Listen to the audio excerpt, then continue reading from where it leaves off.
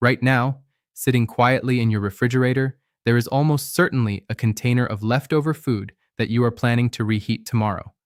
And what I'm about to tell you may stop you from ever reheating that food the same way again, because the simple, universal, perfectly innocent-looking habit of warming up last night's dinner is silently creating the exact chemical conditions inside your body that lead to one of the deadliest cancers on Earth, pancreatic cancer. I need you to understand something before we go any further.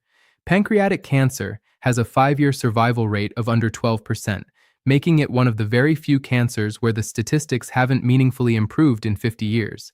And the reason it is so deadly is not because it is rare, but because the pancreas is a silent organ, buried deep in the abdomen, with no nerves that scream in pain and no early warning symptoms.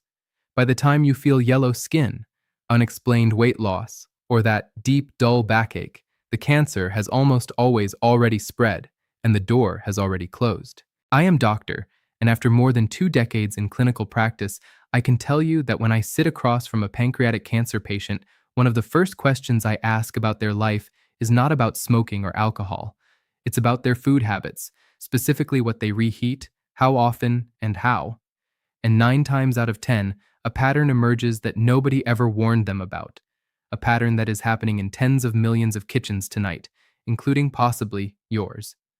I refuse to stay silent about this any longer, because the information you are about to hear is not in any government food safety pamphlet, not in any cooking show, and not in the 30 seconds your doctor has to discuss nutrition at your annual physical. So let's begin, and let's begin with the single most dangerous food to reheat, because ranking number 1 at the top of this list is the food that is in almost every household in the Western world.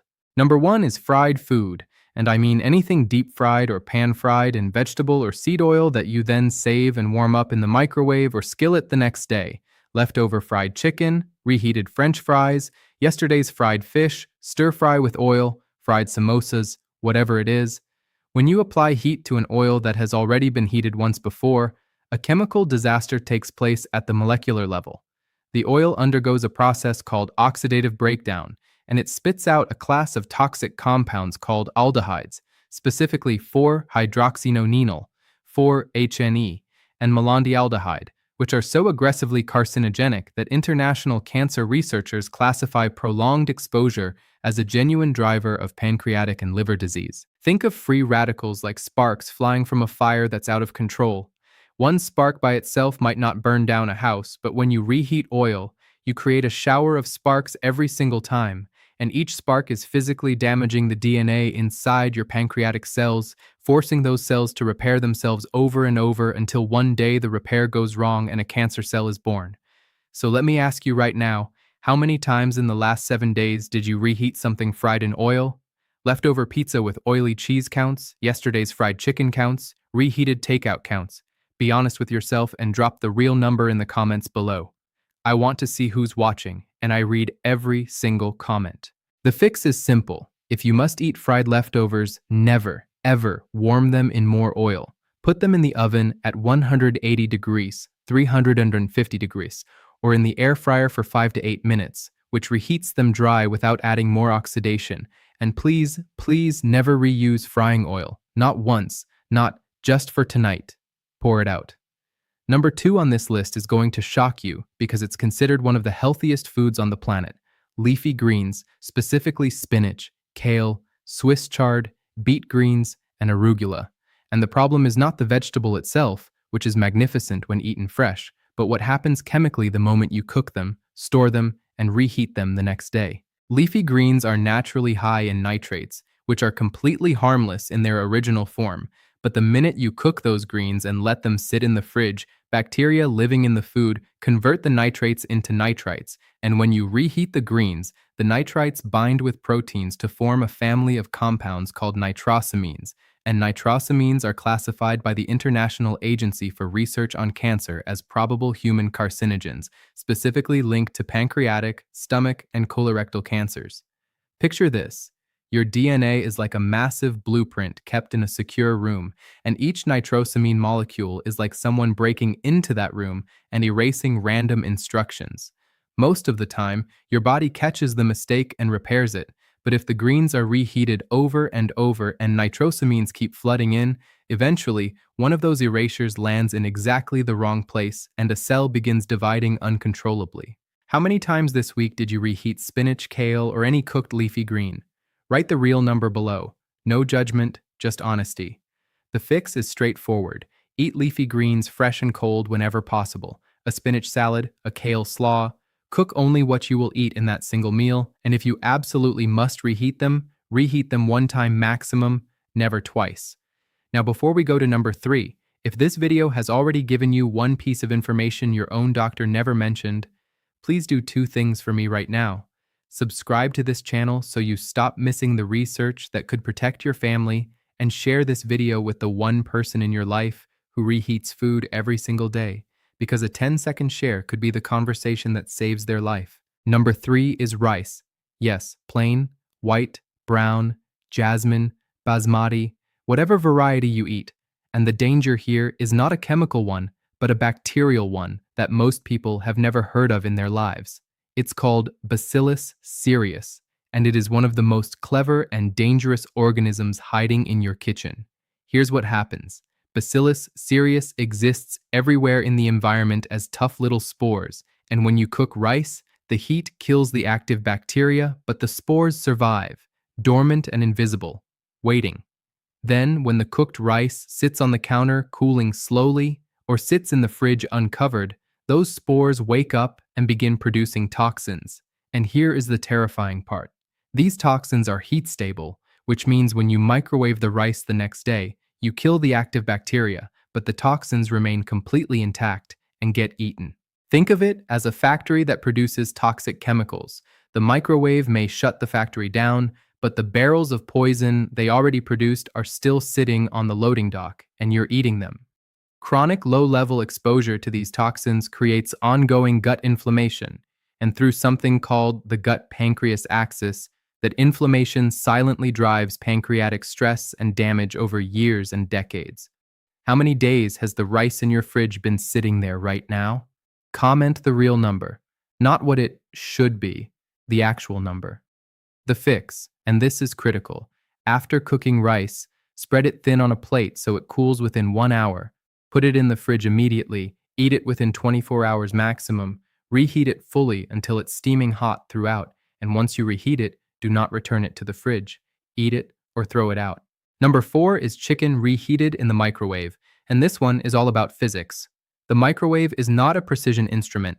It heats food unevenly, creating what food scientists call cold spots, little pockets inside the meat where the temperature never reaches the 165 degrees Celsius, 74 degrees Celsius kill zone required to destroy residual salmonella or campylobacter bacteria that survived the original cooking at low levels.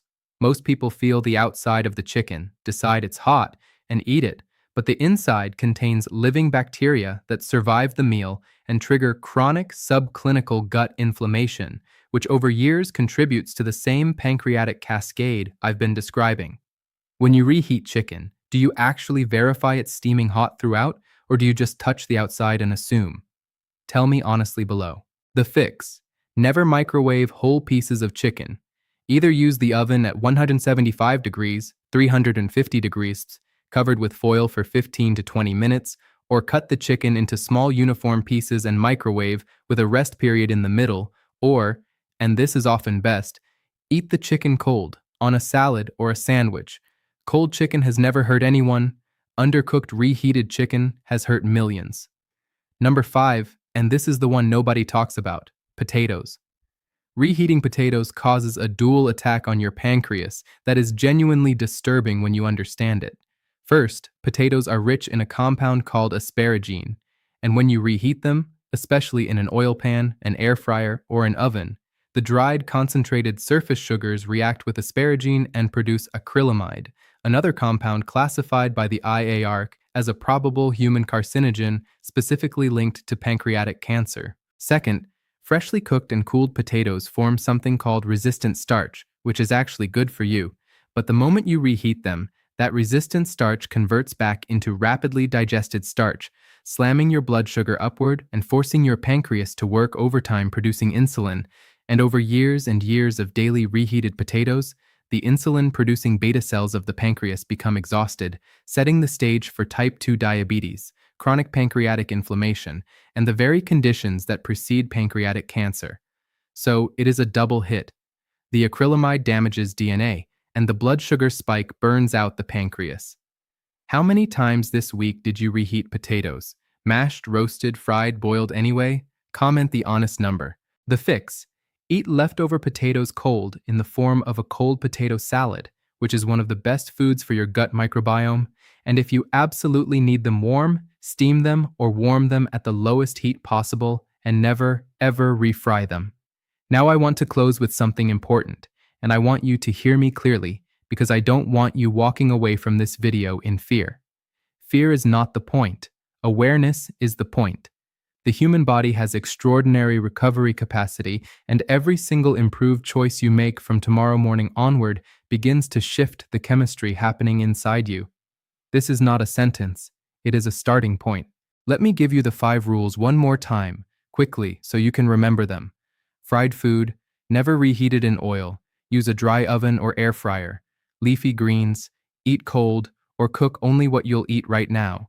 Rice: cool fast, fridge within the hour, eat within 24 hours, reheat only once. Chicken: oven, not microwave, or eat it cold. Potatoes: cold whenever possible or gentle low heat, and never refry. That's it. Those 5 simple rules can quietly and dramatically reduce your lifetime exposure to the exact compounds that drive pancreatic cancer. Now think of one person you love: your mother, your father, your spouse, your sibling, the neighbor who brings you soup, someone who reheats rice every single day, someone who lives on microwaved leftovers, someone whose refrigerator is filled with containers you're now worried about. Send them this video right now, not tomorrow, not next week, right now, because a single share could be the conversation that saves their life. Subscribe to this channel so the next piece of research I share on the foods that protect your pancreas reaches you first. Click the notification bell, and I will see you in the next video.